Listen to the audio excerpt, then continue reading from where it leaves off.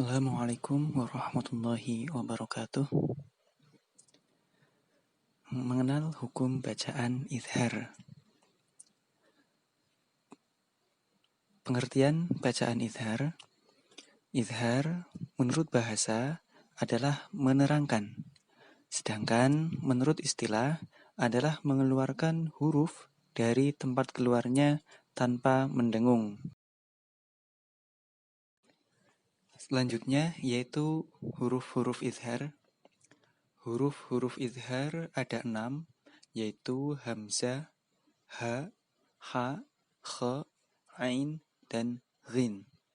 Sekali lagi, huruf izhar ada 6 macam. Yang pertama yaitu hamzah, ha, ha, kha, ain, dan ghin. Jadi, yang namanya bacaan izhar yaitu apabila terdapat nun mati atau tanwin bertemu dengan salah satu huruf-huruf izhar tersebut, maka wajib dibaca jelas. Selanjutnya yaitu contoh bacaan izhar. Nah, setelah mengenal pengertian secara singkat huruf-huruf izhar, maka sekarang tinggal kita mengenal contoh bacaan izhar. Contoh yang pertama yaitu man amana. Cara membacanya harus dibaca jelas. Man amana. Tidak boleh dibaca ma amana, tidak boleh. Karena ada nun mati bertemu dengan hamzah sehingga disebut dengan bacaan izhar. Maka dibaca jelas man amana. Tidak boleh dibaca man amana, tidak boleh. Begitu juga tidak boleh dibaca ma amana, tidak boleh. Harus dibaca jelas man amana. Contoh berikutnya yaitu lafadz yanhauna. Lafadz yanhauna yaitu bertemunya nun mati bertemu dengan ha. Maka disebut dengan bacaan izhar. Cara membacanya harus dibaca jelas. Yanhauna. Tidak boleh dibaca yanhauna. Yanhauna. Tidak boleh. Kenapa? Karena izhar cara membacanya adalah jelas. Sehingga harus dibaca yanhauna. Contoh berikutnya yaitu lafadz min hakimin. Disebut bacaan izhar karena bertemunya nun mati atau nun sukun bertemu dengan huruf ha. Sehingga harus dibaca jelas. Min hakimin. Tidak boleh dibaca min hakimin. Atau juga tidak boleh dibaca min hakimin. Harusnya dibaca min hakimin.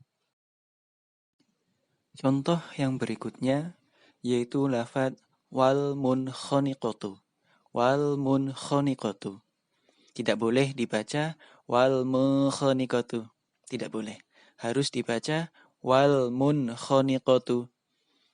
Disebut bacaan izhar karena bertemunya nun mati atau nun sukun bertemu dengan huruf kha. Huruf kha adalah salah satu bacaan izhar. Salah satu huruf izhar. Maka apabila ada nun mati bertemu dengan huruf kha, maka wajib dibaca jelas. Wal munkhaniqatu. Tidak boleh dibaca wal munkhaniqatu. Tidak boleh. Contoh yang selanjutnya lagi yaitu lafadz an'amta. Lafadz an'amta yaitu bertemunya huruf nun mati bertemu dengan huruf ain. Ain merupakan salah satu huruf bacaan izhar. Maka wajib dibaca jelas. An'amta. Tidak boleh dibaca an'amta. Tidak boleh. Begitu juga tidak boleh dibaca an'amta. Tidak boleh. Tetapi harus dibaca an'amta. Contoh selanjutnya lagi yaitu ada lafadz fasayanghiduna. Fasayanghiduna yaitu bertemunya nun mati bertemu dengan huruf ghin. Huruf ghin atau ghain merupakan salah satu huruf izhar, maka bila ada nun mati atau nun sukun bertemu dengan huruf ghin, maka wajib dibaca jelas. Fasayanghiduna. Tidak boleh dibaca fasayanghiduna. Tidak boleh. Kenapa? Karena harus dibaca jelas. Sehingga harus dibaca fasayanghiduna. Bila tadi contoh bertemunya nun mati dengan huruf-huruf izhar, sekarang contoh bacaan izhar yaitu yang tanwin bertemu huruf izhar. Contoh berikutnya yaitu contoh bacaan izhar tanwin bertemu dengan huruf-huruf izhar. Contoh yang pertama ada lafadz Rasulun aminun. Lafadz Rasulun aminun yaitu bertemunya tanwin, domah tanwin bertemu dengan huruf hamzah. Tanwin bertemu dengan huruf hamzah, maka disebut bacaan izhar. Maka wajib dibaca jelas. Rasulun aminun. Tidak boleh dibaca Rasulun aminun.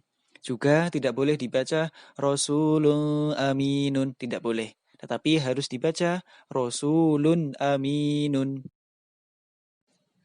Contoh yang selanjutnya yaitu ada lafadz jurufin harin.